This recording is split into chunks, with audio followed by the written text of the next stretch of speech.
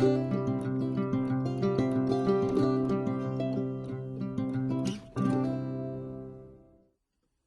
crafters, this is Raquel with Paints and Glitter, and I'm coming to you with what I believe might be my second episode of participating in Saturday morning makes for this year 2022. And I've been busy crafting, but not much for the month of January. So I'm hoping to share some really special cards with you today, and I guess I will start with what I've used. And the first thing that I'll show you is the stamp set, and this is from MFT, and I will have, of course, my links below in the description bar of this video. However, this one is out of stock at the moment, and if you ask for notification, you might be able to get it if they produce it again, of course. That's the number. Let your hair down. And it was my first time stamping and coloring the little girl. She was so sweet. I also used this die here from Spellbinders, and it's an older die, so I don't recall the name of it. I just had it in a loose packaging that I have. I also used this Tonic Craft Kit die set here, and I've used some of, well actually I think it was only this circle here for an aperture. Then I used from some of my Sizzix here, Sizzix dies. This one's from Lisa Jones, that's the number there. And I use these leaves here, and in this leaf here. So these do come separately, even though they've grouped them together for the picture there. And I've also used from my Sizzix Tim Holtz Alterations dies, the thinlits in this number here, 662700. This is an older collection, but it's a really good one. I've used all of the leaves, and then I used one of the flowers, which was this one. So that one there, I'm sorry, and then I also used this little bitty one. Okay, and then from Doris, I used this embossing folder. This one, I believe I found at Joann's some time ago. The card was inspired by Sam Calcott, who makes a square one, which is absolutely fabulous. I just don't have it, and I was inspired by her to make the style of card that I'm sharing today. So this next set that I'm going to show you, I use this same stamp set for the happy birthday. Here I use the little bunny, and I did share how I made this step by step on my last live video. So if you're interested in how I color my stamps, you can go ahead and watch that video. I did use this Tonic Studios die here, Deco Fleur layering frame, and all I did was use the largest die in this collection. Again, you can watch my process in the last live video. And then I use from Cuttlebug, an oldie but goodie embossing folder, and I believe this was called Swiss Dots, if I'm not mistaken. So this was the one that I did in the live video. I just want to go ahead and share it again. And here you see the little bunny. I did finish him off camera with the Nouveau drops, so I did use one of these translucent ones, and this one's called Peach Sorbet.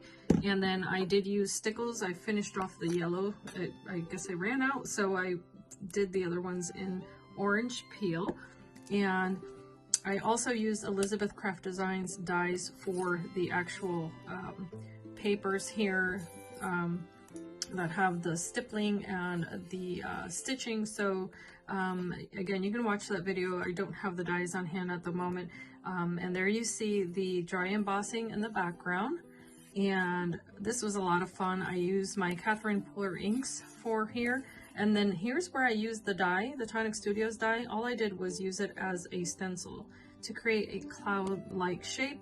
And then I also used this Nouveau Aquaflow pen. And this one is in Pink Lemonade, 930. So I use this one, and that's what you see here in the background. I actually use my Jelly Roll pen to draw on top of that. But what you see here, the little flowers, I made just by splattering this on my mat. You'll get to see that in the video. and then I took a micron pen and I transformed the splatter into little flowers. And here are the other ones that I did off camera, just to show you. I did them a little bit differently. The splatter I made with just another Aquaflow pen. In this case, it was this one here called Blue Velvet, as well as the pink. So just to change it up a little bit. And I also changed up the colors on the bunny because I wanted him to be a little bit more blue to contrast with the orange. And again, you see the same coloring on the background. Everything else was the same. Of course, the flowers being a little bit different because you cannot anticipate where splatter is going to land. These I also did with a black background. This I did with my Cricut, and these were left over from another set of cards that I did. So that is another difference between that one and this one with the card in white, where I did stamp the sentiment that came with the stamp set. And I just wanted to make sure that I used up what I had already cut out, and that's the third one. So here it is, and I am super duper excited with how it turned out. And it is a little swing card here, so I'll show you the details. On the front, here's where I use that embossing folder with the wood grain. I did use 3 separate types of ink to ink the background wood grain piece of paper, and I also splattered it, and they were oxide inks from Ranger.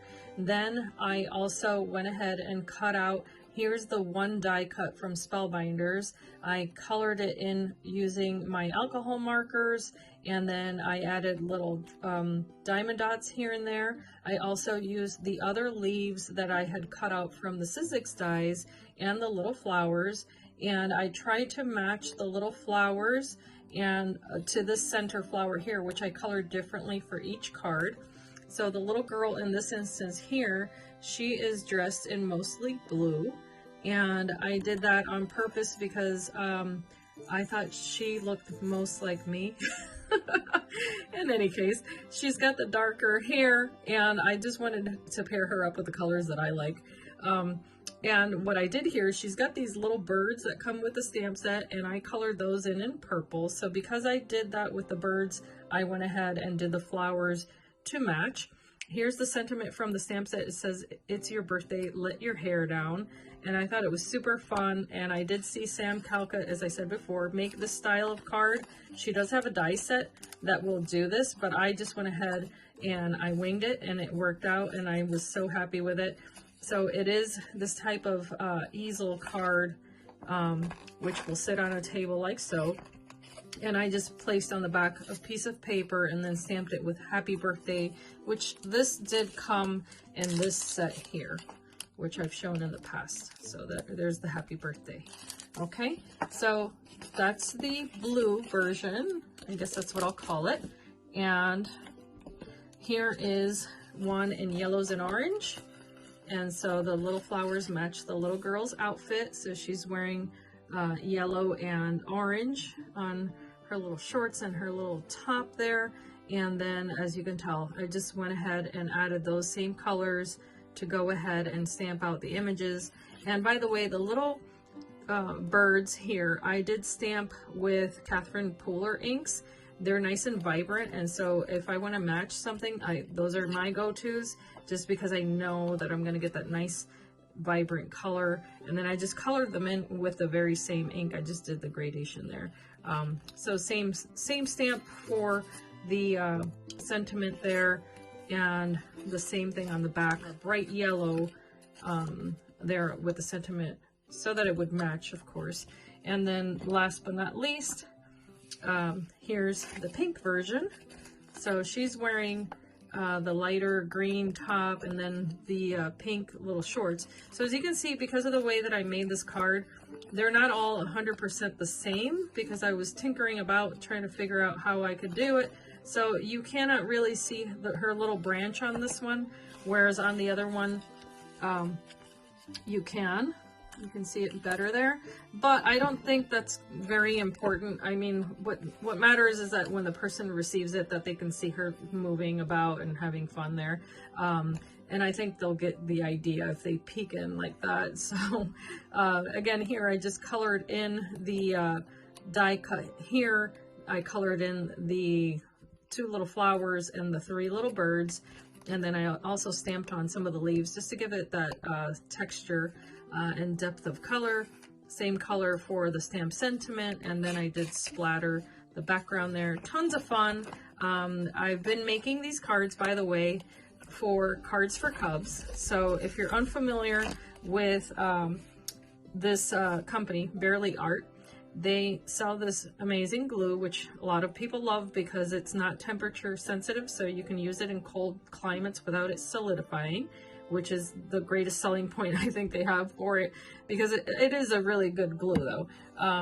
And they have something called Card for Cubs, which I'm participating in, and I am inviting everyone that I know who loves to make cards as I do to go ahead and send in cards. They go to foster homes. So if you're interested in that, I will also leave the information down below. You can click on it if you're interested. And I just want to say a huge thank you to all of the ladies that do participate in Saturday Morning Makes and all of the challenges that are going on. I wish that I could participate in every single one of them. However, I haven't been able to for a couple of different reasons, mainly because I've been concentrating on making cards to get them out on time. But I do appreciate you all. I hope you're having a fabulous weekend, that you can be inspired and be blessed. And I thank you so much for watching. Bye-bye.